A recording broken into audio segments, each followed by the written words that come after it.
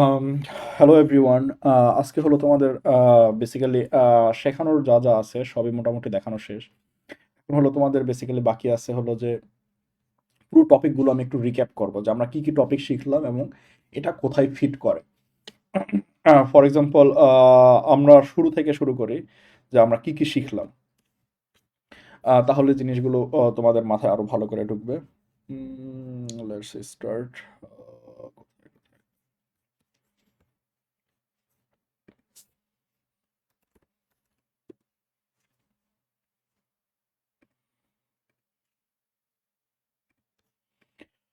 প্রথমে যেই জিনিসটা হলো তোমাদের দেখাইছিলাম প্রথম দিকের ক্লাসগুলোতে সেটা হলো যে প্রোগ্রামিং ভাষা এবং এদের হলো বিভিন্ন লেভেলে ভাগ করা, তাই না? যেমন প্রোগ্রামিং ল্যাঙ্গুয়েজ কি কি টাইপের হইতে পারে, তাই না? ল্যাঙ্গুয়েজের লেভেলগুলো কি কি? ইনিশিয়ালি একটা আছে হলো লো লেভেল ল্যাঙ্গুয়েজ, তাই না? লো লেভেল ল্যাঙ্গুয়েজ, এরপর হলো মিড লেভেল ল্যাঙ্গুয়েজ, আর একটা হলো হাই লেভেল ল্যাঙ্গুয়েজ, তাই না? আহ, তোমাদের হলো মোটামুটি এইভাবেই ডিফাইন করা আছে যে লো লেভেল হাই লেভেল, যদিও হলো হাই লেভেলের মধ্যে হলো এগুলোকে বিভিন্নভাবে ভাগ করা হয়েছে জেনারেশন হিসেবে। আবার মিড লেভেল ল্যাঙ্গুয়েজ বলতেও কিছু জিনিসপত্র আছে। তো জেনারেশন আর লেভেল কিন্তু আলাদা, বুঝতে পারছো জিনিসটা? জেনারেশন বলতে বোঝাই হলো যে একটা ল্যাঙ্গুয়েজ কোন কোন জেনারেশন ক্রস করছে। ফর এক্সাম্পল এখনকার যুগে কিন্তু ল্যাঙ্গুয়েজগুলো এত ইজি হয়ে গেছে যে ইটস নট যে প্রোগ্রামিং ল্যাঙ্গুয়েজ দিয়েই প্রোগ্রামিং করতে হবে, আন্ডার দ্য হুড প্রোগ্রামিং ল্যাঙ্গুয়েজই কাজ করতেছে। কিন্তু তুমি জিনিসটা চিন্তা করো যে চ্যাট জিপিটিকে বা জেমিনিকে যখন তুমি বলো যে আমাকে তিনটা সংখ্যার মধ্যে ম্যাক্সিমাম সংখ্যা বের করার একটা প্রোগ্রাম লিখে দাও, সে কিন্তু পারতেছে, তাই না? এটা কিন্তু এক ধরনের ল্যাঙ্গুয়েজ, আমরা জেমিনির সাথে কমিউনিকেট করতেছি, তাই না? যদি ইংলিশ ল্যাঙ্গুয়েজে কমিউনিকেট করতেছি, তো এই জিনিসকে হলো প্রম্পট ল্যাঙ্গুয়েজ, তাই না? তো প্রম্পট ল্যাঙ্গুয়েজ হলো একটা খুবই অত্যাধুনিক একটা ল্যাঙ্গুয়েজ যার মাধ্যমে হলো আমরা ডাইরেক্ট অনেক কিছু পেয়ে যাচ্ছি। তো এগুলোকে জেনারেশনে ভাগ করা হয়। আহ, আর লো মিড হাই লেভেলে বলতে বোঝাই হলো যে মেশিনের সাথে আমরা কিভাবে কমিউনিকেট করি। ফর এক্সাম্পল আমাদের যদি মেশিন থাকে, মনে করো যে কম্পিউটার, তাই না? কম্পিউটার আমাদের হলো তো কম্পিউটার, তাই না? এটা হলো তো একটা মেশিন বা কম্পিউটার। মেশিনের সাথে আমরা কিভাবে কমিউনিকেট করি, কত ডাইরেক্টলি, সেটার উপর ডিপেন্ড করে হলো যে লো মিড হাই লেভেল। বুঝতে পারছো জিনিসটা? তাহলে এই জিনিসটা ভাগ করা হয় হলো যে মেশিনের সাথে কিভাবে কমিউনিকেট করি ওইভাবে। যেমন এক্সাম্পল হিসেবে দেই যে খেয়াল করো, আমি তো তোমাদের যখন লো লেভেল ল্যাঙ্গুয়েজ পড়াইছি, লো লেভেল ল্যাঙ্গুয়েজের মধ্যে কি কি পড়ে বলো দেখি? অ্যাসেম্বলি, আর একটা হলো মেশিন ল্যাঙ্গুয়েজ ডাইরেক্টলি, তাই না? এই জিনিসগুলো কেন লো লেভেল বলো দেখি? কারণ এগুলো দিয়ে যখন আমরা কম্পিউটারের সাথে কমিউনিকেট করতেছি, আমরা খুব ডাইরেক্টলি কমিউনিকেট করতেছি। বুঝতে পারছো জিনিসটা? তাহলে কতটুকু ডাইরেক্টলি কমিউনিকেট, ডাইরেক্ট কতটুকু ডাইরেক্ট কমিউনিকেশন, সেটার উপর ডিপেন্ড করে হলো লো মিড হাই লেভেল ল্যাঙ্গুয়েজকে ভাগ করা হয়েছে। ক্লিয়ার জিনিসটা? যেমন অ্যাসেম্বলি ল্যাঙ্গুয়েজ দিয়ে কিন্তু আমরা ডাইরেক্টলি ইনস্ট্রাকশন লিখতেছি, মেশিন ল্যাঙ্গুয়েজ দিয়ে কিন্তু আমরা ডাইরেক্টলি ইনস্ট্রাকশন লিখতেছি, তাই না? বুঝতে পারছো জিনিসটা?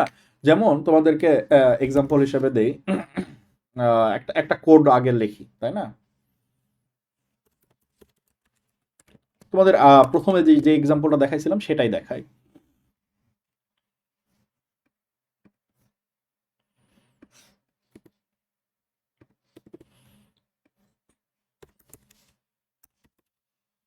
মনে করো জাস্ট এইটুকুই আমাদের হলো কোড।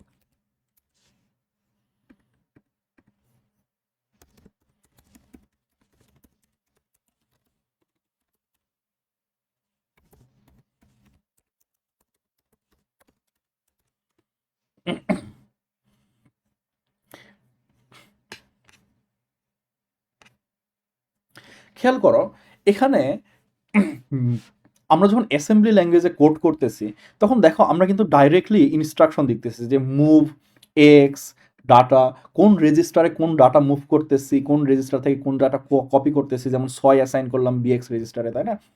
তোমাদের তো এখন কোড নিয়ে আইডিয়া হয়ে গেছে। সো আমরা কিন্তু S is equal to six six যখন ডিফাইন করলাম, তখন কিন্তু ওরা এসকে বললো হলো ডাটা, ডাটা থেকে কপি করে এক্স রেজিস্টারে আনলো, এবং ডিএসএ হলো এক্স কপি করলো, এবং S is equal to six assign করলো, মানে হলো বিএক্সে সিক্স রাখলো। খেয়াল করছো? বিএক্সে সিক্স রাখলো, এটা কিন্তু একটা টেম্পোরারি মেমোরিতে। এরপরে কি কাজ করলো যে আহ, ও আচ্ছা, কপি করে নাই তো, এখানে কোনো অ্যাসাইনমেন্ট হয় না। এনিওয়ে, বুঝতে পারতেছো জিনিসটা? এই যে আমরা যখন এই যে অপকোড গুলো লিখতেছি, এগুলো কিন্তু মুভ অপকোড বলা হয়। বুঝতে পারছো জিনিসটা? অপকোড একটা হলো অপারেন্ড, একটা অ্যাসেম্বলি ল্যাঙ্গুয়েজে দুইটা জিনিস আছে, খেয়াল করছো? যে একটা হলো অপকোড আর একটা হলো অপারেন্ড।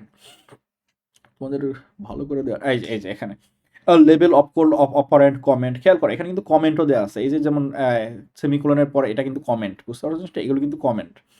এখানে হলো কমেন্ট দেওয়া আছে। এরপরে কি দেওয়া আছে? Level field. এখানে কিন্তু লেভেলিংও করা আছে। দেখো তোমরা যদি একটু খেয়াল করো যে dot code, dot data, dot stack, dot model, তাই না? খেয়াল করছো যে এগুলো কিন্তু লেবেলিং করা আছে। ক্লিয়ার জিনিসটা? তো এটা হলো একটা লেভেল। আরেকটা জিনিস হলো যে অপারেন্ড, অপকোড আর অপারেন্ট। খেয়াল করো এখানে কিন্তু অপকোড অপারেন্ট দুইটাই দেওয়া আছে। এটা কিন্তু অপকোড মুভ, এখানে হলো মুভ করতেছে ইন্ট 21H, এগুলো কিন্তু মুভ, এগুলো হলো অপকোড। ইন্ট মুভ, এগুলো হলো অপকোড। আর অপারেন্ট হলো যাদের উপর অপারেশন করতেছে, যেমন এক্স ডাটাকে এক্স এ কপি মুভ করতেছে, এই জিনিসগুলো হলো অপারেশনস বা অপারেন্ট। ক্লিয়ার জিনিসটা? তো এইগুলো হলো আমরা ডাইরেক্টলি কম্পিউটারের সাথে এই কোডগুলোর মাধ্যমে আমরা এত ডাইরেক্টলি প্রসেসরের মাধ্যমে কমিউনিকেট করতেছি যে এইগুলোকে লো লেভেল ল্যাঙ্গুয়েজ বলে। সর্স জিনিসটা ডাইরেক্ট কমিউনিকেশন টু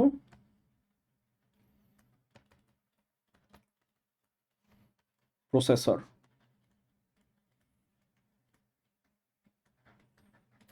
বুঝতে পারছো জিনিসটা? Direct communication to processor. বুঝতে পারছো জিনিসটা? কম্পিউটারে তো তোমরা জানোই কি কি থাকে, তাই না? মানে দেখাই দিছে, তাই না? প্রথমে থাকে হলো প্রসেসর, এরপরে থাকে হলো রেজিস্টার, মানে মেমোরির দিক দিয়ে, তাই না? প্রসেসর বা সিপিইউ বলে, এটাকে সিপিইউ বলে অনেক সময়, তাই না? আমরা কম্পিউটারের কিছু হালকা পাতলা জিনিসপত্র দেখছি, তাই না? কোনটা প্রসেসর কোনটা সিপিইউ, তাই না? প্রথমে থাকে হলো সিপিইউ, সিপিইউ এর সাথে কানেক্টেড থাকে হলো রেজিস্টার, তাই না?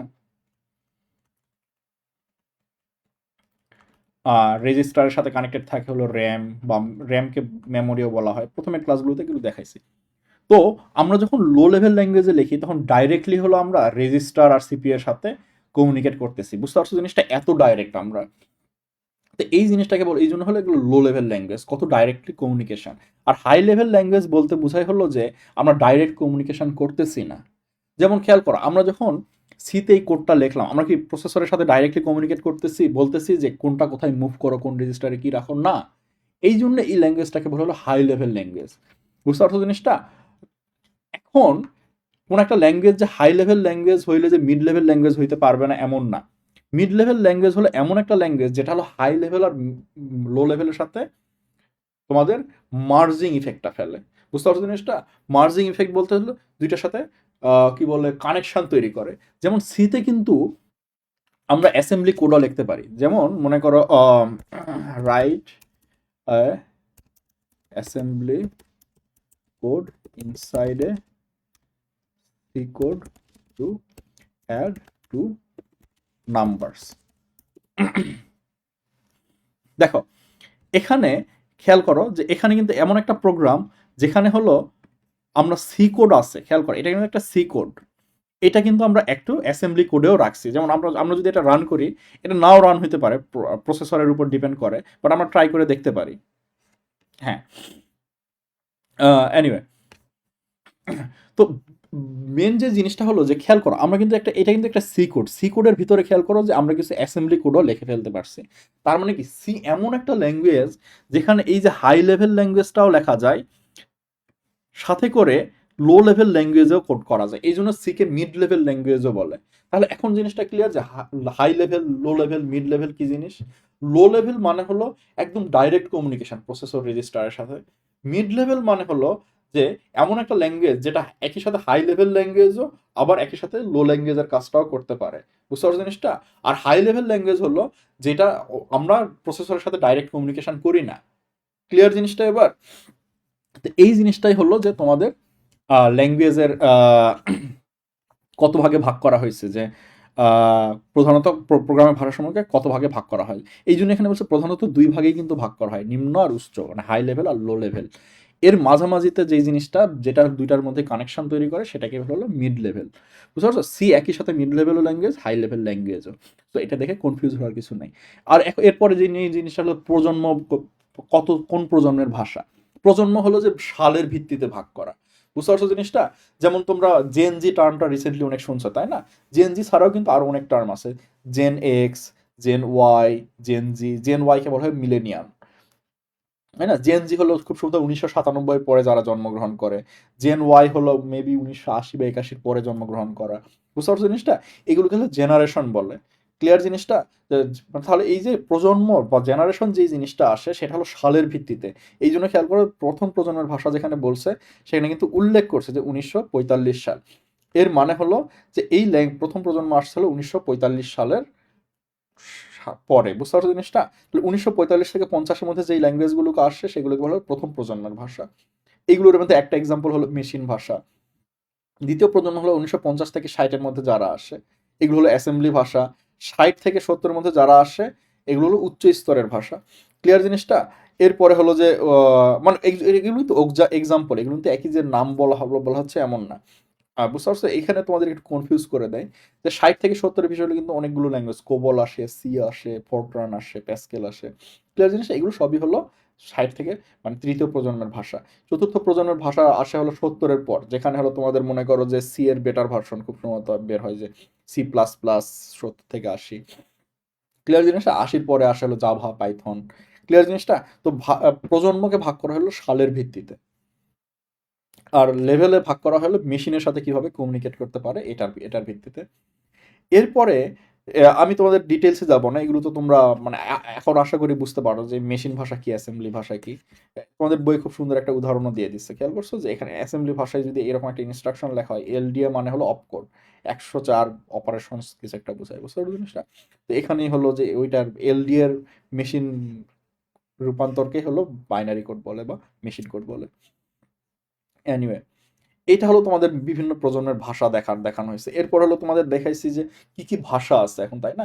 আমরা যদি বিভিন্ন প্রজন্ম এবং বিভিন্ন লেভেলের ভাষা জানছি, এখন এগুলো এক্সাম্পল গুলো দেখলাম, তাই না? যে লো লেভেলের মধ্যে কি কি পড়ে, মেশিনের এবং অ্যাসেম্বলি এগুলোর পরিচিতি। এরপরে হলো তোমাদের মিড লেভেল হলো সি, এরপর হাই লেভেল হলো C, C plus plus. Clear জিনিসটা? তো এগুলোর বিভিন্ন ল্যাঙ্গুয়েজের পরিচিতিতে কোন সাল কত সালে আসে, এবং প্রজন্ম কিন্তু ডিফারেন্ট কনসেপ্ট, যেটা বললাম যে প্রজন্ম হলো সালের ভিত্তিতে, যে কোন সালের পরে কোনটা আসছে ওইভাবে ভাগ করা হয়। যেমন জেন জেন জি কারা, যারা হলো 1997 এর পরে জন্মগ্রহণ করে। জেন এক্স কারা, যারা খুব সম্ভবত 1954 পরে জন্মগ্রহণ করে। দেখা লাগবে তারপর জেন এক্স।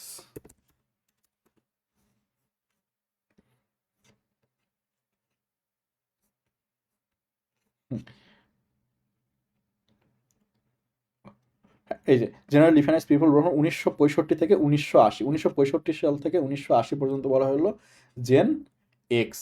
এরপর 1980 সাল থেকে 1997 পর্যন্ত বলা হলো জেন ওয়াই। এইরকম বুঝছো? বলে বিভিন্ন সালের ভিত্তিতে হলো জেনারেশন ভাগ করা হয়। তোমাদের প্রোগ্রামিং এর এই প্রথম প্রজন্ম এগুলো হলো সালের ভিত্তিতেই। কিন্তু এখানে হলো এরকম বিভিন্ন ল্যাঙ্গুয়েজের পরিচিতি কোন সালে আসছে। সি হলো 1980 সালে আসছে, তাহলে এটা কোন যে জেনারেশনে পড়বে। আমি শিওর না তোমাদের সব বই একইভাবে এই জেনারেশনের এক্সাম্পল গুলো দেওয়া আছে কিনা। তাহলে সি আসবে হলো চতুর্থ প্রজন্মের ভাষা, তাই না? 70 থেকে 80-এর মধ্যে যারা, তারা হলো চতুর্থ প্রজন্মের ভাষা। এইরকম পাইথন আসবে তাহলে কি অত্যাধুনিক, তাই না? 1991 সালে আসছে, মানে কি পঞ্চম প্রজন্মের ভাষা। ক্লিয়ার জিনিসটা? সালের ভিত্তিতে। তো এখানে হলো সুবিধা অসুবিধা বলছে, যত জেনারেশন আসবে তত সুবিধা বাড়বে, তাই না? তত ফ্যাসিলিটি বাড়বে। যেমন তোমরা জিনিসটাকে এইভাবে চিন্তা করতে পারো, যেমন 1700-1800 সালের দিকে বিজ্ঞানীরা হলো মনে করো যে বিভিন্ন বস্তুর বেগ, ভ্যালোসিটি এইসব নিয়ে হ্যাপি ছিল। এখনকার বিজ্ঞানীরা এখনকার ক্লাস 8-9-এর বাচ্চা কাচ্চারা গুলো হলে সব ভ্যালোসিটি নিয়ে পড়ে। বুঝতে পারছো জিনিসটা? নলেজ যত সময় যায় নলেজ বেস বাড়ে, ফ্যাসিলিটি বাড়ে, পাওয়ার পাওয়ার বাড়ে, তাই না? স্বাভাবিক। এখন হলো অনুবাদক প্রোগ্রাম। এরপর নেক্সট কনসেপ্ট যেটা আসে সেটা হলো তোমাদের পড়াইছে, সেটা হলো অনুবাদক প্রোগ্রাম। অনুবাদক প্রোগ্রাম কি জিনিস, যে আম, তোমাদের তো তাহলে লো লেভেল কি ডাইরেক্টলি মেশিনের সাথে কমিউনিকেট করে। তাহলে লো লেভেল, তাহলে ল্যাঙ্গুয়েজের জিনিসটা কিভাবে আসে? তাহলে খেয়াল করো, একটা হলো মেশিন ল্যাঙ্গুয়েজ, এটা হলো সবচেয়ে লোয়েস্ট লোয়েস্ট লেভেলের, তাই না? এটা ডাইরেক্ট কমিউনিকেশন। এরপরে কি অ্যাসেম্বলি, অ্যাসেম্বলি আসে, তাই না? অ্যাসেম্বলি হলো মনে করো এটার থেকে মানে লেভেল লেভেল আপ হচ্ছে, তাই না? এটা হলো আচ্ছা এখানে নাম না দিয়ে জাস্ট লেভেল বলি, লেভেল আপ হচ্ছে। ক্লিয়ার জিনিস? এইদিকে হলো লেভেল বাড়তেছে, অ্যাসেম্বলির পরে কি আসে বলো দেখি? অ্যাসেম্বলির পরে আসা হলো যে তোমাদের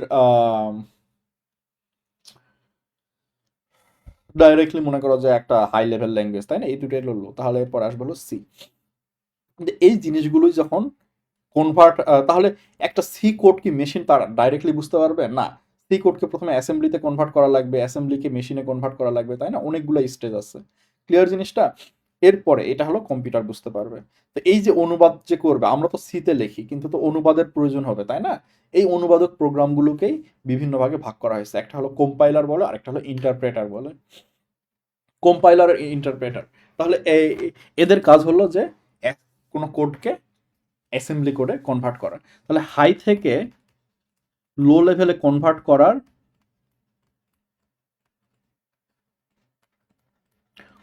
যেই কনভার্টার আছে সেটাকে বলে হলো যে কম্পাইলার। দুই টাইপের আছে, কম্পাইলার আছে, আর একটা আছে হলো ইন্টারপ্রেটার। ক্লিয়ার জিনিসটা? কম্পাইলার মানে হলো ফুল প্রোগ্রামটা একবারে কম্পাইল করে। যেমন আমরা যদি সিতে, তোমাদের কিন্তু মানে এর আগে এক্সাম্পল দেখাইছি, বাট যেহেতু আগে সি শেখা ছিল না, সো আমরা সি এর মাধ্যমে দেখাই। মনে করো ইন্ট সাম একটা হলো, যে A is equal to 5, B is equal to 7 মনে করো। আমাদের স্টুডিওর দরকার নেই। এখন sum is equal to A plus B যদি বলি, তাহলে খেয়াল করো পুরা প্রোগ্রামটা আমরা যখন রান করব, পুরা প্রোগ্রামটা একবারে রান হচ্ছে। এর আগে কিন্তু আমি যদি মনে করো জাস্ট এইটুকু লাইন লিখি, সাম মনে করো জাস্ট এইটুকু লিখি, এই অবস্থায় কিন্তু আমরা দেখো যদি রানে চাপ দেই, রান হচ্ছে? এই অবস্থায় প্রোগ্রামটা রান হচ্ছে না। কেন হচ্ছে না? কারণ কম্পাইলার ফুল প্রোগ্রামটা একবারে চাই। দেখো আমরা কিন্তু এটা কিন্তু রান হচ্ছে না। এখন আমরা একটা ইন্টারপ্রেটারের দেখি, যে online Python.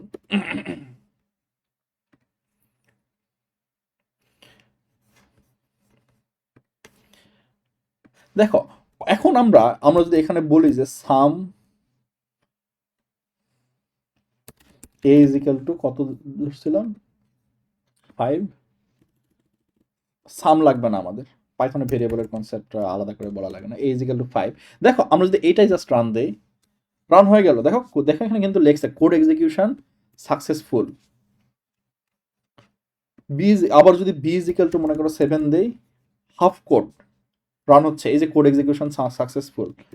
Some is equal to যদি বলি A plus B, code execution successful, তাই না?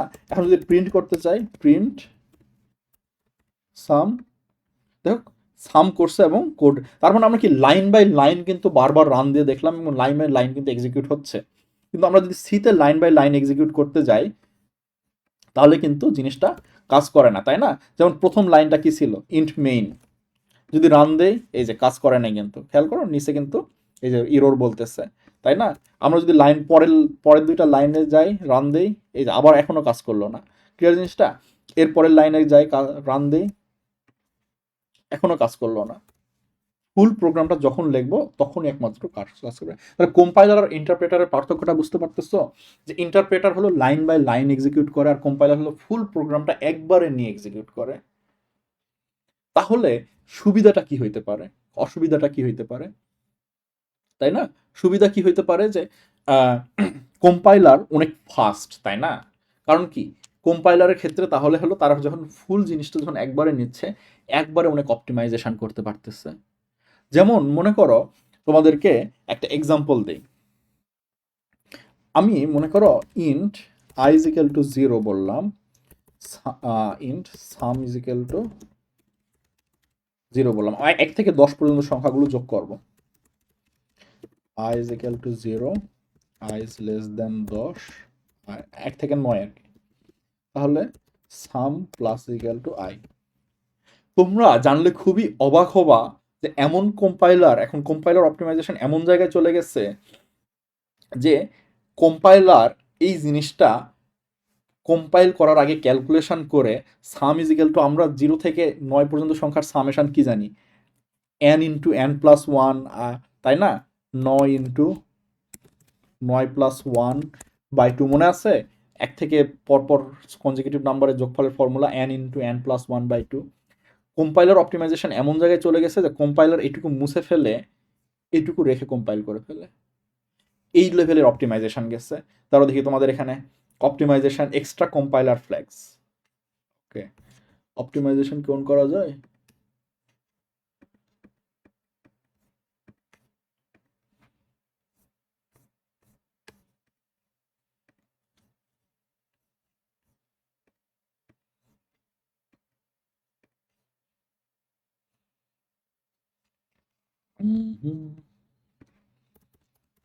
দেখি দেখি অন্য কম্পাইলারে হয়তো এটা অপটিমাইজেশন অন করা যায়। দেখি দেখি কোন একটা সি প্লাস প্লাস শেল হয়তো শেলে যাবে। এই যে দেখছো, খেয়াল করো, এই যে সি প্লাস প্লাস শেলে এই স্ক্রিনটাতে একটা কোডের নিচে দেখো এখানে কিন্তু অপটিমাইজেশন লেভেল আছে, না নো অপটিমাইজেশন, মানে সেই জিনিসটাকে অপটিমাইজ করবেই না। এরপরে moderate, full, maximum, maximum and smallest. বুঝতে পারতেছো জিনিসটা? তাহলে কম্পাইলাররা নিজেরাও কোড অপটিমাইজ করতে পারে। কম্পাইলারের এটা হলো একটা বিশাল সুবিধা যে কোডে যেই জিনিসটা রিডান্ডেন্ট বা মনে করে যে সে আগেই কোড রান করার আগেই সে এটা বের করে ফেলতে পারবে, সেটা অপটিমাইজ করে ফেলে। এটা হলো কম্পাইলারের সুবিধা। ইন্টারপ্রেটার এটা পারে না, কারণ কি লাইন বাই লাইন করতেছে। বাট কম্পাইলারের একটা অসুবিধা কি হইতে পারে, এই যে ফুল প্রোগ্রামটা একবারে নেওয়া লাগতেছে, তার ফুল প্রোগ্রামটা একবার অ্যানালাইসিস করা লাগতেছে, তাহলে অনেকগুলো ডেটা একবারে নেওয়া লাগতেছে না? যত ডেটা নিচ্ছে, যত ডেটা প্রসেস করতেছে, তত বেশি মেমোরি লাগবে, তাই না? র্যাম বেশি লাগবে। ক্লিয়ার জিনিসটা? তো এইগুলো হলো প্রবলেম। তো এই প্রবলেমগুলো হলো মানে দেখেন, মানে একটু পড়ে নিও। তাহলে এখন দেখে বুঝাই যাচ্ছে যে জিনিসটা হলো যে কই থেকে কি হইতে পারে। তো এখানে হলো তোমাদের আরেকটা এক্সট্রা একটা অনুবাদক প্রোগ্রাম বলছে, সেটা হলো অ্যাসেম্বলার। এই যে আমি তোমাদেরকে বললাম যে সি থেকে অ্যাসেম্বলিতে কনভার্ট করে, এটা হলো যে কনভার্টারগুলোকে বলা হলো কম্পাইলার আর ইন্টারপ্রেটার। তাহলে অ্যাসেম্বলি থেকে মেশিনে কে কনভার্ট করবে, এটাকে বলা হলো অ্যাসেম্বলার। বুঝতে পারছো জিনিসটা? এই জিনিসটা করবে হলো অ্যাসেম্বলার, এই কাজটা করে হলো অ্যাসেম্বলার। আর সি থেকে বা হাই লেভেল ল্যাঙ্গুয়েজ থেকে এরকম লো লেভেল অ্যাসেম্বলিতে কনভার্ট করে হলো কনভার্টার। ক্লিয়ার জিনিসটা? তাহলে অ্যাসেম্বলার কোথায় কাজ করে, মেশিন কোথায় কাজ করে, এগুলো হলো কম্পাইলার। এগুলো একটু দেখে নাও, সুবিধা অসুবিধা আমি তোমাদেরকে যথেষ্ট ভালো করে বুঝাইছি। এখন হলো প্রোগ্রামের স্টেপ বাই স্টেপ। একটা প্রোগ্রাম তৈরির স্টেপগুলো কি কি হইতে পারে, যেমন তোমাদেরকে মনে করো যে একটা প্রবলেম যদি দেই যে ওই দিনে যেটা এক্সাম্পল দেখাচ্ছে, 3টি সংখ্যার মধ্যে বৃহত্তম সংখ্যাটি বের করো, তাই না? খেয়াল করো, আমি কিন্তু তোমাদেরকে একটা প্রবলেম দিয়ে দিচ্ছি, প্রবলেমটা আইডেন্টিফাই করে ফেলছি। এইটাকে বলা হলো সমস্যার নির্দিষ্টকরণ। তোমার সবার আগে যেই জিনিসটা করতে হবে, যে সমস্যাটাকে নির্দিষ্ট করতে হবে। ক্লিয়ার জিনিসটা? সমস্যাটাকে নির্দিষ্ট করতে হবে। আমি কিন্তু তোমাদের এটা নির্দিষ্ট করে দিচ্ছি, কিন্তু পৃথিবীতে এমন অনেক প্রবলেম আছে যেটা নির্দিষ্ট না। ক্লিয়ার জিনিসটা? যেমন মনে করো আমাকে একটা কাস্টমার এসে বলল যে আমি তো আমাদের সবগুলো মানে মানুষের মনে করো বিশাল একটা company, 1 lakh company, 1 lakh employee আছে, সবার স্যালারি ট্যালারি দেই, এগুলোর কে কখন পাচ্ছে, কোন ব্যাংক অ্যাকাউন্টে আছে, এগুলোর কোথাও হাতে হাত আগে এখন হলো খাতায় লিখে রাখা লাগতেছে কোন কার কোন ব্যাংক অ্যাকাউন্ট। আমি চাই তুমি একটা প্রোগ্রাম বানাই দিবা যেটা হলো যে তাদের সবার ব্যাংক অ্যাকাউন্ট সেভ করে রাখবে। এখন জিনিসটা খেয়াল করো, সমস্যাটা কি নির্দিষ্টকরণ হয়েছে? এখনো কিন্তু হয়নি। এখানে ইনপুট কি আউটপুট কি আমরা কিন্তু এখনো ডিফাইন করি নাই। বুঝতে পারছো জিনিসটা? জাস্ট সমস্যাটা অনেক হাই লেভেল হয়েছে, বাট নির্দিষ্টকরণের আরো কিছু স্টেপ বাকি আছে, তাই না? তো আরো নির্দিষ্টকরণ কিভাবে হতে পারে, আমরা জিজ্ঞেস করতে পারি যে তাহলে কি কে ইনপুট দিবে, এখানে যে এমপ্লয়ীদের ব্যাংক অ্যাকাউন্ট নাম্বার, এগুলোর ইনপুট কিভাবে নিবে? বুঝতে পারছো? এরা এরা কোয়েরি করবে কিভাবে? তাহলে কি আমরা একটা সফটওয়্যার ইউআই বানায় দেবো? বুঝতে পারছো জিনিসটা? তাহলে এইভাবে প্রশ্ন করে করে করে খুঁটিনাটি আইডেন্টিফাই করতে হবে। এরপর থাকলো সমস্যা বিশ্লেষণ। সমস্যা বিশ্লেষণে তোমাদের কনস্ট্রেইন্ট যাচাই করতে হয়। যেমন এখানে তোমাদের এই সংখ্যাটা, আমি এটা নিয়ে এক্সাম্পল দিই, এটা কিন্তু বিশ্লেষণ করি নাই আমরা এখনো।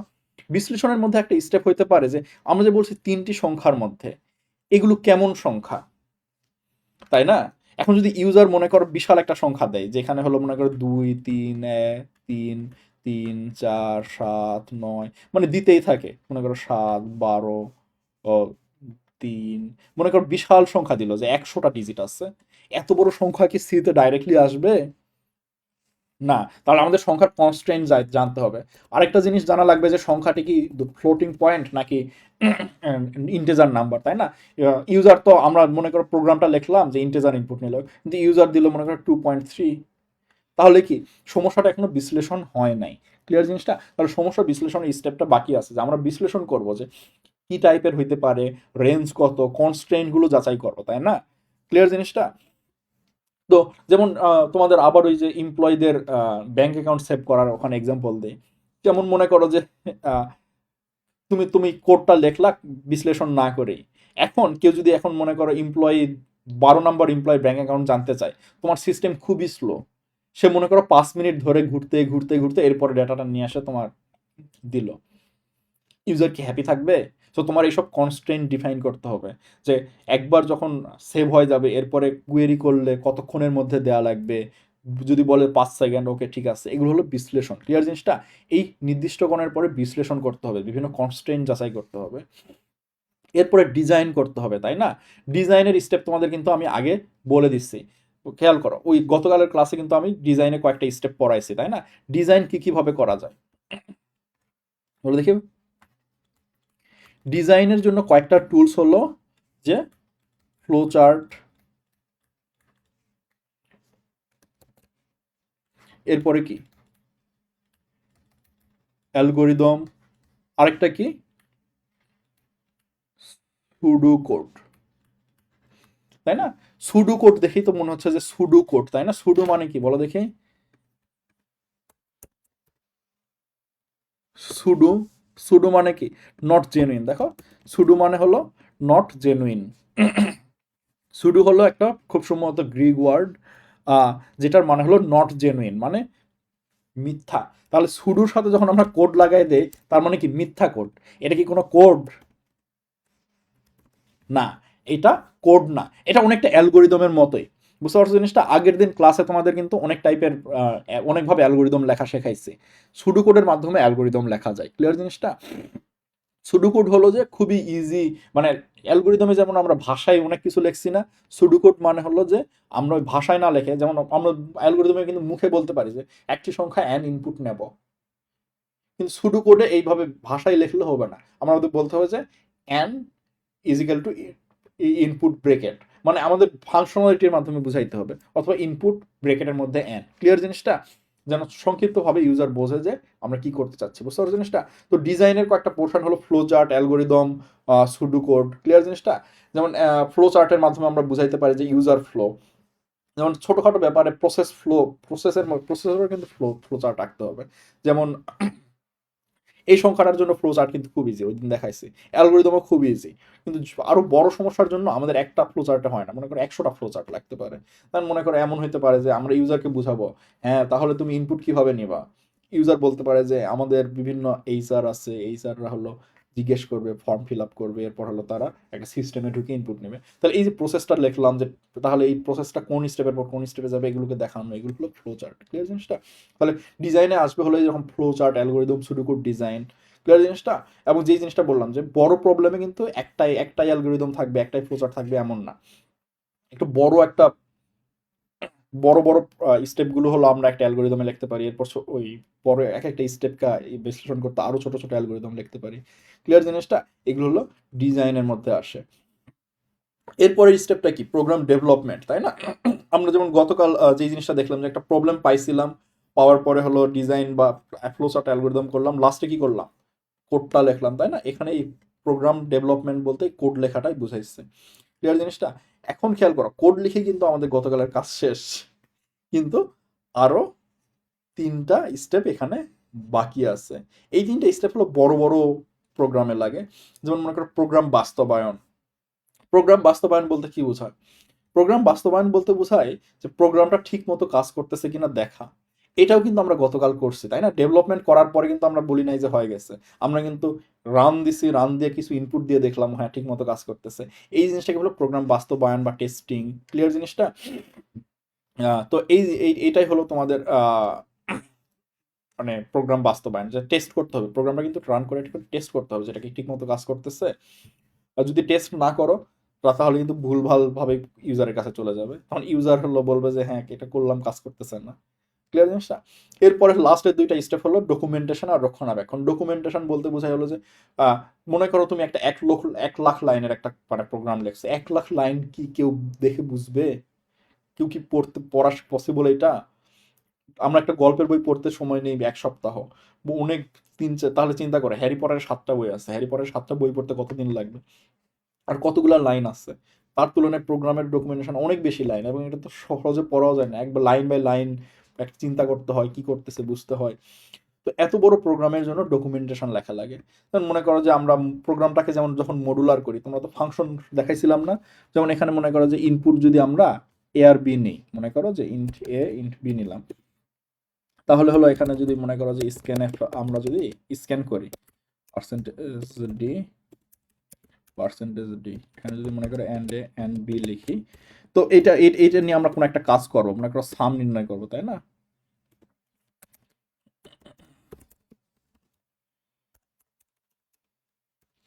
তাহলে এই জিনিসটা হলো আমরা একটা মডুলার করে ফেলছি না, যে সাম একটা ফাংশনে হলো ইন্ট এ ইন্ট বি পাস পাস করলাম, এবং এটা হলো যোগ করে দিল। তো এখানে হলো আমরা ছোট কাজের জন্য একটা ফাংশন লিখছি, বাট এমন হতে পারে যে কাজটা অনেক বড়, যেমন ১০০টা নাম্বার নিয়ে ওটা আমরা সর্ট করবো, ছোট থেকে বড়তে সাজাবো, তো এটা কিন্তু অনেক বড় হইতে পারে কাজটা, তাই না? তো এগুলো হলো আমরা মডুলার কোড লিখবো, তখন হলো এগুলোর উপরে কমেন্ট লিখবো যে this function takes input in 2 numbers and outputs their sum। Clear জিনিসটা? তো এই জিনিসটা হলো যে এগুলোকে বলা হলো যে তোমাদের ডকুমেন্টেশন। সো প্রোগ্রামের অলওয়েজ ডকুমেন্টেশন থাকতে হবে যে কোন কাজ, যেমন এখানে যদি মনে করো যে সর্ট করার কাজটা করি, যে ছোট থেকে বড়তে সাজানো, তাহলে দেখা যাচ্ছে যে মানে ৩০টা লাইনের জন্য এরকম ২টা লাইন লিখলেই বোঝা যাচ্ছে যে এটা কি কাজ করে। তখন আর কেউ মানে কোড পড়ে দেখা লাগবে না, জাস্ট এটা ও আচ্ছা এই কাজটা করছে। ক্লিয়ার জিনিসটা? এগুলো হলো ডকুমেন্টেশন। ডকুমেন্টেশনের আরেকটা স্টেপ আছে হলো যে তোমাদের ইউজার ডকুমেন্টেশন। ফর এক্সাম্পল তোমরা মনে হয় ফেসবুকে যখন প্রথম খোলো, তোমরা ডাইরেক্টলি দেখেই বুঝতে পারছিলা যে ফেসবুক কীভাবে কাজ করে, তাই না? কিন্তু কিছু কিছু প্রোগ্রাম আরও কমপ্লিকেটেড। যেমন তোমরা যদি কখনো ফটোশপ বা এই টাইপের প্রোগ্রাম ওপেন করো, দেখবে যে মানে অথই জ্বলে পড়ে গেছো, এরা কিভাবে ইউজ করে। তো এগুলোর জন্য ইউজার ডকুমেন্টেশন লাগে, যে কোন বাটন কি কাজ করে ইউজারদের জন্য। সো এরকম ডকুমেন্টেশন লাগবে। আর লাস্ট স্টেপ হলো রক্ষণাবেক্ষণ, যে এখন প্রোগ্রামটাকে মেনটেন করতে হবে। মনে করো প্রোগ্রামে ভুল আসছে, বা ইউজার বললো যে হ্যাঁ মনে করো যে আমাদের ওই যে প্রথম যে কাজটা, যে বিভিন্ন এমপ্লয়ীদের ব্যাংক অ্যাকাউন্ট সেভ রাখা, ওরা বললো যে আমরা জাস্ট সেভ করেই রাখতে চাই না, আমরা একটা বাটন ক্লিক করলেই ওই অ্যাকাউন্টে টাকা চলে যাবে। তো এই জিনিসটাই কি আমাদের মানে আরও এক্সপ্যান্ড করা লাগতেছে না প্রোগ্রামটা? তো এইগুলো হলো রক্ষণাবেক্ষণের মধ্যে পড়ে, যে ইউজার আরও কিছু রিকোয়েস্ট করলে বা কোনো একটা ভুল খুঁজে পাইলে এগুলো হলো ফিক্স করা লাগে, এটা হলো রক্ষণাবেক্ষণ। ক্লিয়ার জিনিসটা? এই যে রক্ষণাবেক্ষণের পরে কিন্তু আবার নির্দিষ্টকরণে গেছে, এই যেটা বললাম যে বাটনে ক্লিক করলেই স্যালারি চলে যাবে, এটা কিন্তু আরেকটা প্রবলেম, তাই না? আবার এই ফুল প্রসেসের মধ্যে দিয়ে চলে যাবে। এগুলোই হলো স্টেপ। ডিজাইনের জিনিসগুলো হলো ফ্লো চার্ট, অ্যালগোরিদম, তাই না? এই জিনিসগুলো হলো, এটা খুব সুন্দর করে দেখায় দিচ্ছে যে কী কী লাগে: প্রক্রিয়াকরণ, ডকুমেন্টেশন, কানেক্টর। তো সব কিছু আসলে লাগে না, বুঝতে পারছেন? ইনপুট আউটপুট, ডিসিশন, এটা সর্টিং বা সাধারণ আসলে সর্টিং, এটা ডিসিশন কই? আচ্ছা আচ্ছা, এই বইয়ে মনে হয় ভালো করে দেয় না। ডিসিশন বলতে একটা জিনিস দেখাইছিলাম গতকাল, ওটা কিন্তু খুব গুরুত্বপূর্ণ। অ্যানিওয়ে, আর ফ্লো চার্টের এক এক বই হলো এক এক রকম পাবা, কারণটা হলো যে এটা হলো এরা হলো সিস্টেম ফ্লো চার্ট দেখাইছে, প্রোগ্রাম ফ্লো চার্ট আলাদা। এই তো এই যে এটা হলো program flow chart. System flow chart মানে তোমাদেরকে বললাম না যে ইউজার কিভাবে ইউজারের ফ্লো দেখাবো, ইউজার ওয়েবসাইটে আসবে, এই বাটনে ক্লিক করবে, এই জিনিসগুলো হলো সিস্টেম ফ্লো চার্ট। আর যদি আমরা প্রোগ্রামের ডিজাইন দেখাই, সেটা হলো প্রোগ্রাম ফ্লো চার্ট। এখানে খুব সুন্দর করে দিচ্ছে। এই যে এখানে হলো সাপ্তাহিক বেতনের হিসাবের জন্য সিস্টেম ফ্লো চার্ট, কর্মমোট কাজের সময় কার্ড পাঞ্চ কার্ড দ্বারা সর্টিং, বেতন প্রক্রিয়াকরণ, বুঝতে পারছো জিনিসটা? এগুলো হলো প্রসেস। তো এরপর হলো ডিজাইনের পর আমরা হলো দেখলাম যে সুডো কোড, এটা হলো বললাম যে অ্যালগোরিদমেরই একটা অল্টারনেটিভ অ্যাকচুয়ালি। এখন প্রোগ্রাম, এরপরে দেখছিলাম হলো program design model. Program design মডেলে এখন হলো আমরা অলরেডি সব শেষ, এখন আমরা হাই লেভেল ল্যাঙ্গুয়েজ নিয়ে একটু অ্যানালাইসিসে চলে গেলাম, তাই না? অ্যানালাইসিসে কি দেখলাম যে প্রোগ্রামে কয়েক টাইপের ডিজাইন আছে। একটা হলো স্ট্রাকচার্ড প্রোগ্রামিং। সিকে কেন স্ট্রাকচার প্রোগ্রামিং বলা হয়? খেয়াল করে, এই যে স্ট্রাকচার মানে হলো কোডটা মডুলার রাখা। এই যে আমরা সাম করা বা সর্ট করা বা যে জিনিসটাকে একটা ফাংশনের মাধ্যমে লিখে ফেলছি, যেমন প্রিন্ট, মানে সংখ্যা ইনপুট নেওয়ার জিনিসটাকে কি আমরা একটা স্ক্যানএফ ফাংশনের মধ্যে লিখি নাই? খেয়াল করো, বারবার কিন্তু আমরা স্ক্যানএফ দিয়েই কিন্তু আমরা ফাংশনটা নিচ্ছি। কারণ কারো যদি নিজের এই স্ক্যানএফ বারবার লেখা লাগতো, যে স্ক্যানএফ যেভাবে কাজ করে, সে কি টায়ার্ড হয়ে যাইতো না? দেখো, স্ক্যানএফ ইমপ্লিমেন্ট করতেই লাগতে হলো যে 10 পাতা বা 10 লাইন, আরও বেশি লাগতে পারে। এই জিনিসটা অনেক পেইনফুল না? তো এই যে সিতে হলো কোডটাকে মডুলার করে ফেলা হয়েছে, মানে এরকম ছোট ছোট ফাংশন ডিফাইন করা হয়েছে যেগুলো হলো আমরা রিইউজ করতে পারি, তাই না? যেমন এই স্ক্যানএফ কিন্তু আমরা নেক্সট লাইনে আবার মনে করি ইন্ট সি নামে নিলাম এবং আবার একটা সংখ্যায় যদি ইনপুট নিতে চাই, আমরা স্ক্যানএফ আবার ইউজ করতে পারি, তাই না? যদি স্ক্যানএফ ফাংশন হিসেবে ডিফাইন না করতাম, তাহলে কি করা লাগতো? এই যে 10 নম্বর লাইনেরটা একবার ইমপ্লিমেন্ট করা লাগতো, পুরো স্ক্যানএফের কাজটা 12 নম্বর লাইনে আবার করা লাগতো, ঝামেলা না? তো এই যে জিনিসটাকে হলো মডুলার করে ফেলছে, এই মডুলারিটি এই বলা হলো স্ট্রাকচার্ড প্রোগ্রামিং। ক্লিয়ার জিনিসটা? এটা হলো সিতে এই জিনিসটা আছে। এরপর হলো object oriented programming. Object oriented তোমাদের বেসিক্যালি যেই জিনিসটা করে, যে সিতে নাই বাট সি প্লাস প্লাসে আছে, তোমাদের হালকা করে দেখাই দিতে পারি। সেটা হলো যে অনেকগুলো ফাংশনালিটিকে একসাথে রাখে। যেমন ক্লাস, মনে করো ম্যাথ অপসের মধ্যে এই সবগুলো জিনিস রেখে দিবে। বুঝতে পারো জিনিসটা? মনে করো এখানে বললো যে পাবলিক, এগুলো বোঝার দরকার নেই, আমি জাস্ট এক্সাম্পল হিসেবে দিচ্ছি, মানে জিনিসটা আসলে অবজেক্ট ওরিয়েন্টেড কীরকম। এরপর মনে করো যে ইন্ট, সাবট্রাকশন, বুঝতে পারছো, বিভিন্ন অপারেশন এইভাবে একসাথে রাখা।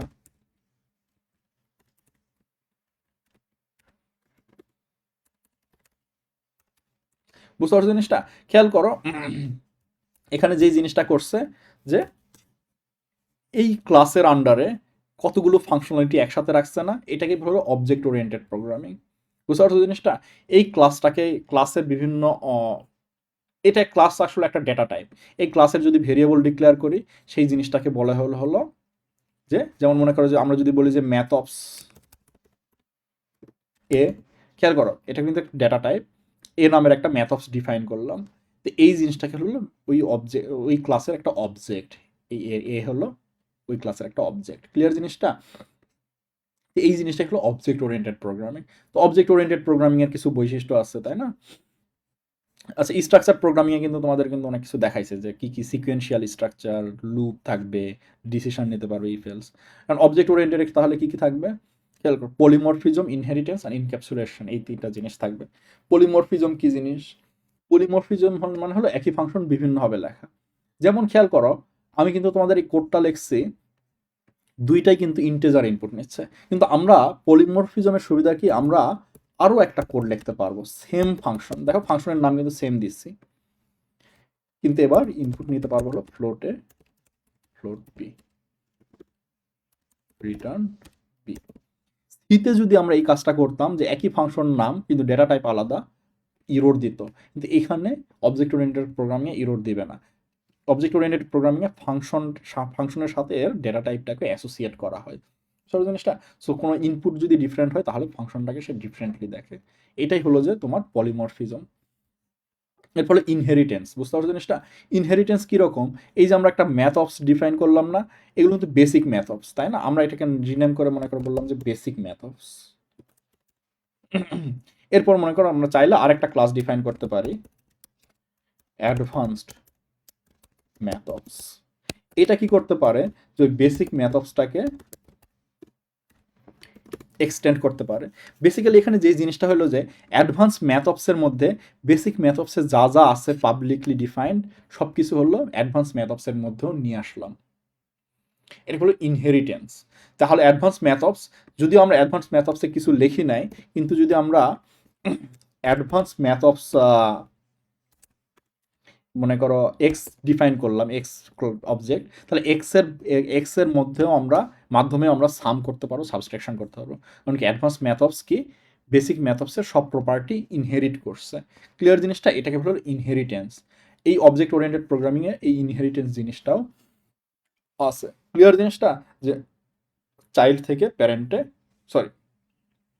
থেকে চাইল্ডে বৈশিষ্ট্য ইনহেরিট করা, যে তাহলে আমাদের বারবার একই জিনিস করা লাগতেছে না। ক্লিয়ার জিনিসটা? যেমন এই বেসিক ফাংশনালিটি কিন্তু এটা কেন কাজে লাগে? অ্যাডভান্স ম্যাথঅপসের মধ্যে মনে করো যে আমাদের ম্যাট্রিক্স মাল্টিপ্লিকেশন থাকতে পারে, তাই না? অনেক কিছু থাকতে পারে।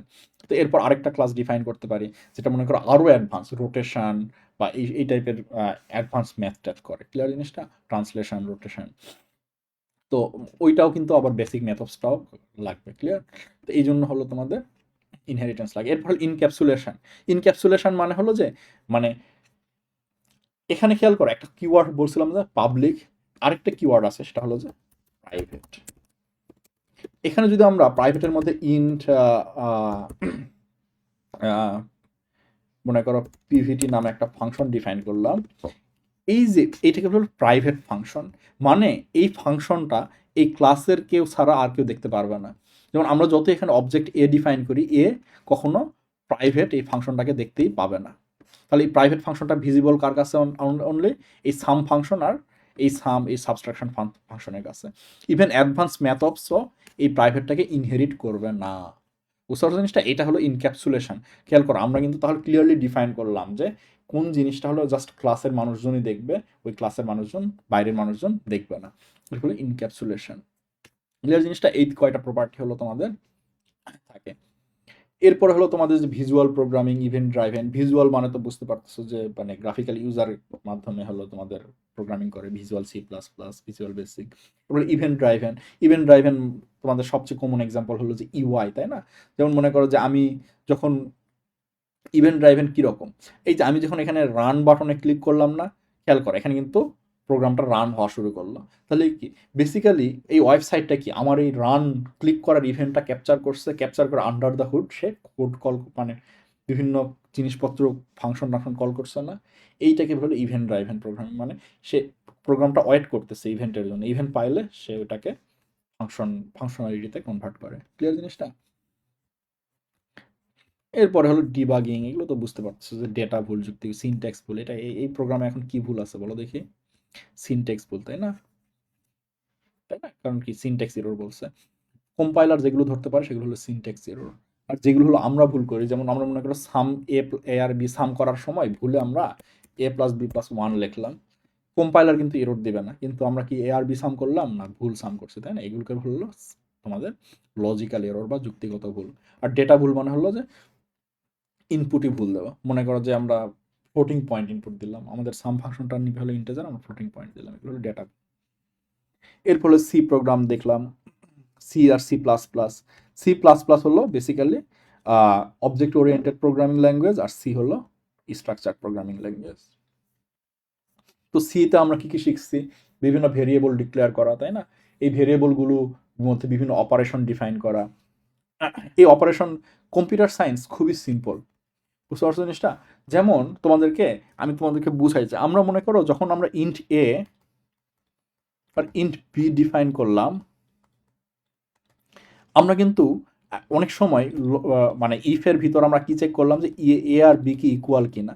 দেখো আমরা কিন্তু এই জিনিসটা কি লেভেলের কম্পিউটার যে কি লেভেলের সিম্পল একটা মেশিন, এ আর বি যে কম্পেয়ার করলো, এই জিনিসটা তারা কিভাবে কম্পেয়ার করলো জানো? এ এক্সর বি নির্ণয় করলো। দুইটা সংখ্যা সিমিলার হলে তাদের এক্সর কত অলওয়েজ 0 হবে। খুবই দেখছো যে এই জিনিসটাকে তারা কিভাবে কনভার্ট করলো এ এক্সর বিতে। এখন তোমরা এক্সর গেট করছো না? তাহলে এখন তোমরা যদি কখনো এক্সর গেট লজিক্যালি ইমপ্লিমেন্ট করতে পারো, তাহলে তোমরা প্রসেসরের একটা ফাংশনালিটি ইমপ্লিমেন্ট করে ফেললা না? দেখছো কম্পিউটার কত সিম্পল। প্রসেসরে এরকম বিভিন্ন গেট টেট দিয়ে বিভিন্ন অপারেশন সাপোর্টিং থাকে। দেখছো যে মানে তাহলে এই প্রোগ্রামে যেটা লিখলাম সেটাকে সে কিভাবে কনভার্ট করে ফেললো এক্সরে, এবং এক্সরের রেজাল্টে কম্পেয়ার করে ফেললো। তাহলে এরকম যত অপারেশনই আমরা দেখছি সবই আসলে সিম্পল, এই যে and, or, not, XOR, and এইসব গেটের মাধ্যমে কম্পাইলার আন্ডার দ্য হুড কাজ করে ফেলতেছে। কত সিম্পল একটা জিনিস। বুঝতে পারছো জিনিসটা? এর বিভিন্ন অপারেশন দেখলাম। এরপর অপারেশনের পরে আমরা দেখলাম হলো যে কন্ডিশনাল লজিক, এরপর হলো লুপ, এরপর দেখলাম হলো অ্যারে হলো মনে করো যে একই টাইপের অনেকগুলো ভেরিয়েবল রাখার জন্য, তাই না? এরপর দেখলাম ফাংশন, যেটা হলো মডুলারিটি আনে প্রোগ্রামে। এরপরে হলো আমরা কিছু প্র্যাকটিস প্রবলেম করলাম। এরপরে হলো আমরা শেষ করে ফেললাম। তো এই জিনিসগুলো হলো তোমাদের মেইনলি এই চ্যাপ্টারে দেখাইছি।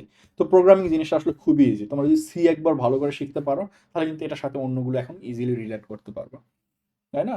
যেমন তোমাদের এই ৩ নাম্বার চ্যাপ্টারের জিনিসপত্র এখন সি এর মাধ্যমে রিলেট করা খুব ইজি। আমি জাস্ট তোমাদের একটা টিপ অফ দ্য আইসবার্গ, মানে খুব ছোট একটা জিনিস দেখাইলাম যে কম্প্যারিজন জিনিসটা কম্পিউটার আন্ডার ডাউট কিভাবে করতে পারে, তাই না?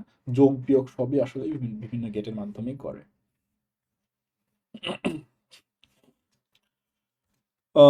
বইয়ে তোমাদের আরো অনেক কিছু আছে, বাট আমি তোমাদের হলো বেসিক মানে ভিত্তি যে জিনিসটা সেটা হলো ধরাই দিচ্ছি। এরপরে তোমরা আসলে এটাকে এক্সপেন্ড করে আরো অনেক দূর যাইতে পারবা। এখন হলো তোমাদের একটা খুব সুন্দর একটা ওয়েবসাইট দেখায় যেখান থেকে হলো তোমরা প্রবলেম সলভ করতে পারবা যদি আরো প্রবলেম সলভ করতে চাও।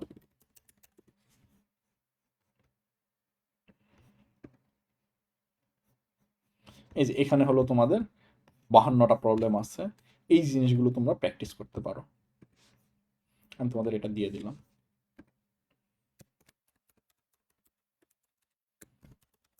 এবং লাস্টে হলো তোমাদের একটা প্রবলেম সাবমিশনও দেখাই দেবো। আমার এখানে অ্যাকাউন্ট নাই, বাট খুলে ফেলি, দাঁড়াও নিবন্ধন করি।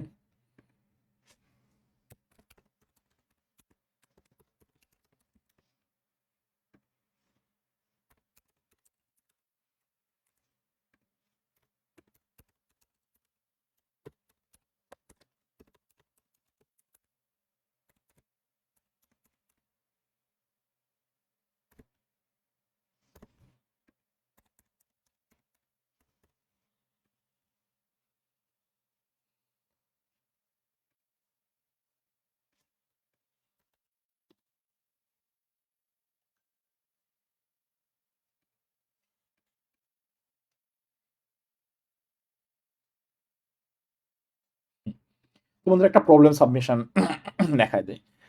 মনে করো যে মৌলিক কিনা, আমরা কিন্তু এই প্রবলেমটা সলভ করছি এর আগে, তাই না? এখন এই জিনিসটা হলো মৌলিক কিনা এটা দেখাবো, বাট এটা একটু কঠিন হয়ে যায়। ধরো একটু সহজ সহজ একটা দেখায় তোমাদের। হজক কি আছে, কত বড় সংখ্যা। হুম, দেখো প্রথম লাইনে থাকবে হলো টেস্ট কেসের সংখ্যা, পরবর্তী টি লাইনে একটি করে পূর্ণ সংখ্যা থাকবে। তো আমি হলো তোমাদের আজকে দেখাবো যে অনলাইনে সাবমিট কিভাবে করতে হয় প্রবলেম, যদি তোমরা প্র্যাকটিস করতে চাও। কারণ তোমরা যদি প্রোগ্রাম লেখো তোমাদেরকে একটা টিচার কি ভেরিফাই করা লাগবে অলওয়েজ? নো। তোমাদের অনেক অনলাইন জাজ আছে যারা হলো তোমার প্রোগ্রাম ভেরিফাই করে দিবে। তারা এখন প্রবলেম দিবে। খেয়াল করো প্রবলেমটা কিন্তু খুব সুন্দর করে ব্যাখ্যা করা হয়েছে। প্রবলেমটা কি? একটি সংখ্যার সব গুণনীয়ক বা ভাজক বের করতে হবে। এরপরে থাকবে হলো প্রথম লাইনে টেস্ট কেসের সংখ্যা, পরবর্তীটি লাইনে সংখ্যক লাইনে একটি করে পূর্ণ সংখ্যা থাকবে, যেখানে পূর্ণ সংখ্যার রেঞ্জ কত? টেস্ট কেস হাইস্ট 10টা থাকবে, পূর্ণ সংখ্যা হলো 1 থেকে 1 লক্ষের ভিতর। প্রতিটি কেসের জন্য একটি করে লাইন প্রিন্ট করতে হবে। শুরুতে হলো কেস নাম্বার দিতে হবে, এরপর এন এর সকল গুণনীয়ক ছোট থেকে বড় ক্রমানুসারে প্রিন্ট করতে হবে। প্রতিটি গুণনীয়ক শুধু একবার প্রিন্ট করতে হবে। গুণনীয়কগুলোকে শুধু একটি স্পেস দিয়ে আলাদা করতে হবে। লাইনের শেষে কোনো অতিরিক্ত স্পেস থাকবে না। দেখছো? তাহলে কি করছে এরা? প্রথম হলো টেস্ট কেস 3 ইনপুট নিচ্ছে। 3 ইনপুট নেওয়ার পরে কি কয়টা টেস্ট কেস? তাহলে টি সংখ্যক, তাহলে পরবর্তী টি সংখ্যক লাইনে এরপরে 3টা সংখ্যা ইনপুট নিচ্ছে এন, তাই না? তাহলে প্রথমে এন এর মান কত? 6। তাহলে 6 এর জন্য কি করা লাগবে? এটা কি প্রথম কেস না? কেস 1 কোলন একটা স্পেস, এরপর হলো 6 এর গুণিনক স্পেস সেপারেটেড, লাস্টে কোনো স্পেস নাই, প্রিন্ট করে চলে গেছে। ক্লিয়ার জিনিসটা? এরপর কি 15 জন্য কেস 2 সেম কাজটা করছে। 23 জন্য সেম কাজটা করছে। এন্ড গুণনীয়ক মানে হলো যেসব সংখ্যা দ্বারা এটা ভাগ যায়। এখন জিনিসটা খেয়াল করো, এটা বের করা খুব ইজি না? তাহলে আমরা প্রিন্টটা কিভাবে করতে পারি? প্রত্যেকটা গুণনীয়ক আগে হলো স্পেস, পরে হলো গুণনীয়কটা, আগে স্পেস পরে গুণনীয়ক, আগে স্পেস পরে গুণনীয়ক, প্রিন্ট করলাম। তাহলে আমরা এটা একটা কোড করে ফেলি। আমি তোমাদের যেহেতু সাবমিশন দেওয়া শেখাবো, প্রবলেম সলভিংটা শেখাবো না। তাহলে হলো এই জিনিসটা আমরা কোড করে ফেলি। তাহলে মনে করো প্রথমে হলো include studio dot H int main, তাই না? আমরা বরাবর যেভাবে। এখন আমরা একটু কেয়ারফুলি খেয়াল করি যে ইনপুট আউটপুটটা কিভাবে আসবে। এখানে বলছে যে ইনপুটের প্রথমে হলো টেস্ট কেসের সংখ্যা, কয়টা টেস্ট কেস। তাহলে এই জিনিসটা আমরা ইনপুট নেই। Int test case scanf %d and test case. তাহলে টেস্ট কেস ইনপুট নিলাম। এরপরে প্রত্যেকটা টেস্ট কেসের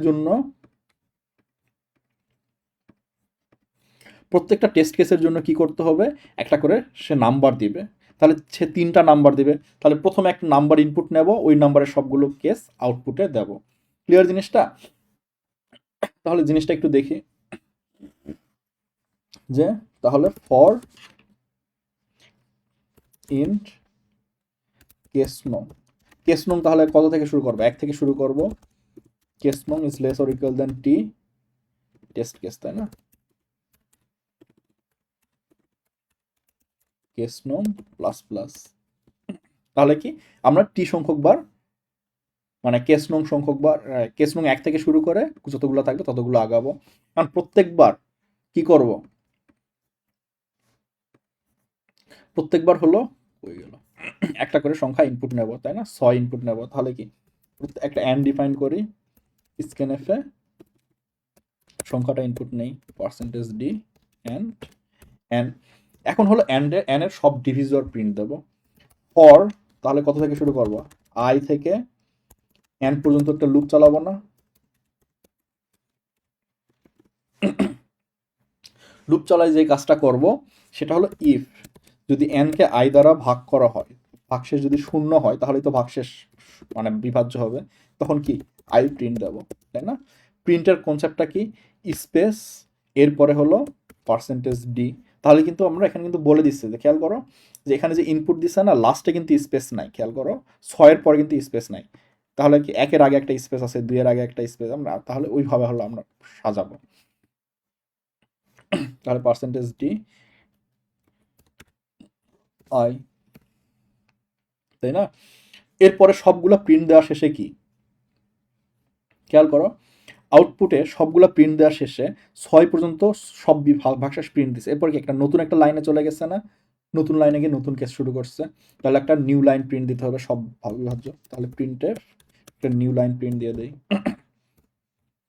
তাহলে আমরা এটাকে রান করি। প্রথমে কি 3 ইনপুট দিলাম, হ্যাঁ এখন সে ওয়াইট করতেছে। দেখো আমাদের কিন্তু ইনপুট 3 ইনপুট দিলাম, প্রথমে সে ওয়াইট করতেছে। এরপর কি 6 ইনপুট, 6 এর জন্য তাহলে কি কি প্রিন্ট দিল? 1 2 3 4 6, খেয়াল করো প্রিন্ট হয়ে গেছে। তোমাদের এখানে ছবিতে এইভাবে ইনপুট আউটপুট আলাদাভাবে দেখাইছে, এর মানে না যে জিনিসটা হলো আলাদাভাবে থাকবে। জিনিসটা কিন্তু খেয়াল করো যে ইনপুট নিচ্ছে আউটপুট দিচ্ছে, সো এই জিনিসটা কিন্তু ইন্টারঅ্যাক্টিভলিও চিন্তা করতে পারো। অথবা জিনিসটাকে চিন্তা করতে পারো যে এই বাম ইনপুট হলো একটা ফাইল থেকে রিড করতেছে, আউটপুট হলো আরেকটা ফাইলে চলে যাচ্ছে।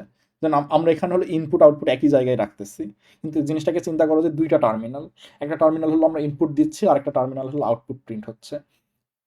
এবার ক্লিয়ার? তাহলে 6 এর পরে কত সংখ্যাটা ছিল? 15। 15 দেই, 1 3 5 15 মিলছে? হ্যাঁ। এরপরে কত দেব? আরেকটা দেই 23, 1 3 23। তাহলে এটা একটু সাবমিট দেই। প্রোগ্রামে ভুল আছে, বাট আমি তোমাদেরকে ভুলটা আগে একবার সাবমিট দেওয়ার পরে দেখাবো। সাবমিশনে গেলাম, ভাষা নির্বাচন করলাম সি,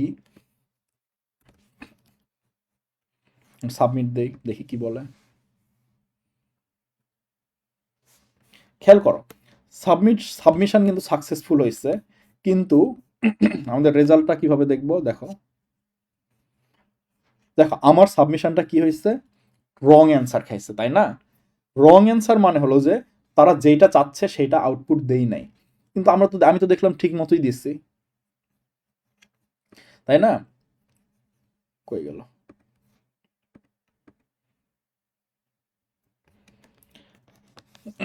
এক মিনিট।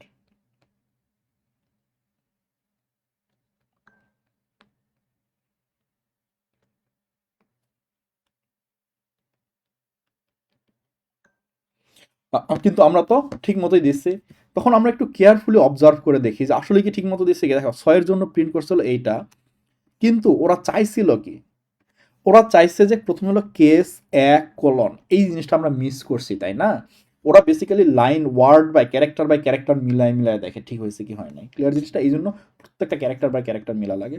তাহলে আমাদের মিস হলো কেসটা প্রিন্ট দেয় নাই। তাহলে হলো এখানে আমরা একটা কেস প্রিন্ট দেই, প্রিন্ট কেস কত পার্সেন্টেজ ডি কোলন, তাই না? এরপরে তো স্পেস তো এখান থেকেই প্রিন্ট হওয়া শুরু করতেছে।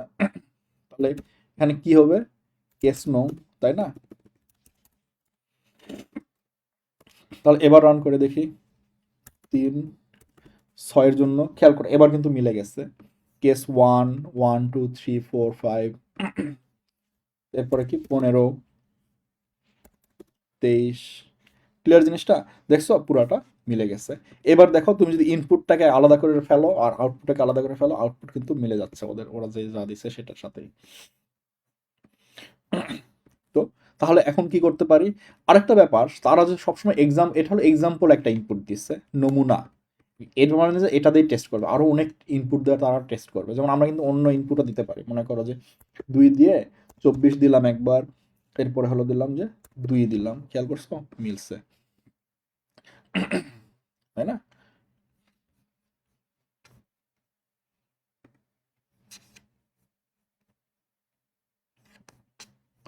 আচ্ছা, এখন এই প্রোগ্রামটা সাবমিট দিয়ে দেখি হয়েছে কি হয় নাই। সমস্যা, সাবমিশনে গেলাম, ভাষা সি, নির্বাচনের প্রোগ্রামটা, এবার রিসেট এখানে ক্লিক করলাম, সাবমিট।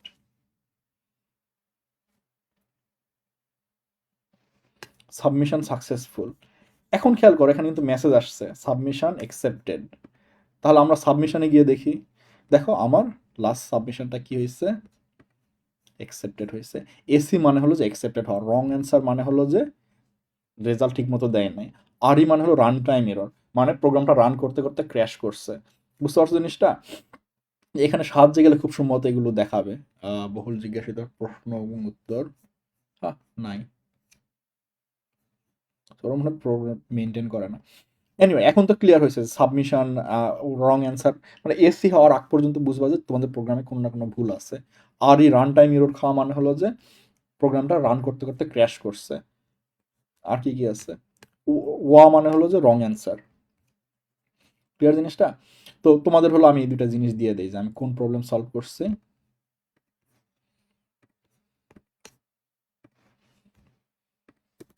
এখানে হলো কমেন্ট।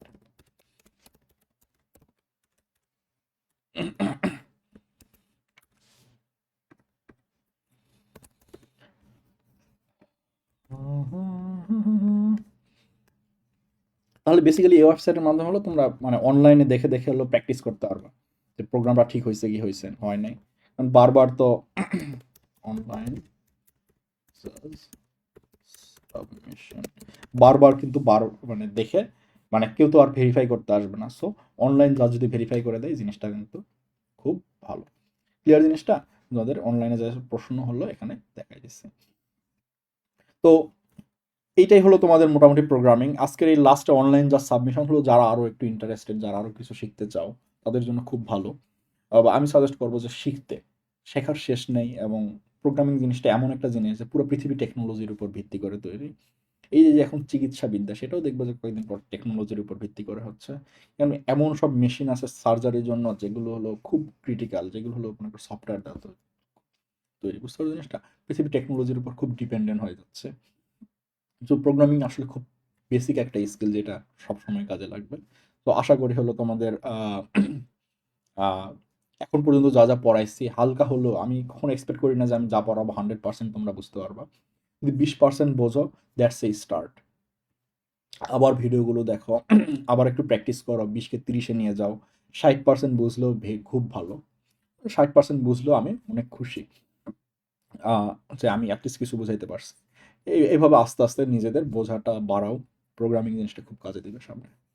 ওকে, থ্যাংকস এভরিওয়ান, আজকে এই পর্যন্ত।